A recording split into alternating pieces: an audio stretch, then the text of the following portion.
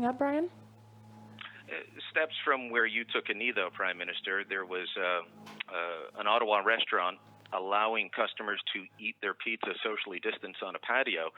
They're facing an $880 fine for violating the same emergency orders that you violated, that many of the people at the protest violated. So can you continue to say that we've got to have these lockdown measures in place when there is obviously a difference of how they are applied between people meeting on their driveways, people eating pizza, and people protesting?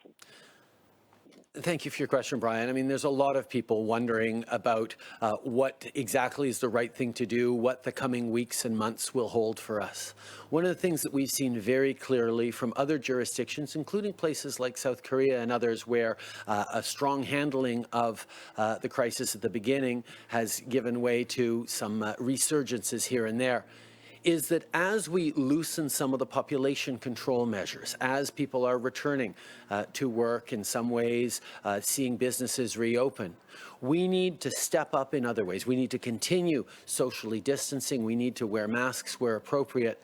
But we also need to make sure that we are stepping up on things like contact tracing and exposure notification and massive testing. There are many more things we need to do. Even as we restart the economy, we need to bring in other measures as well to ensure that we can handle any resurgence.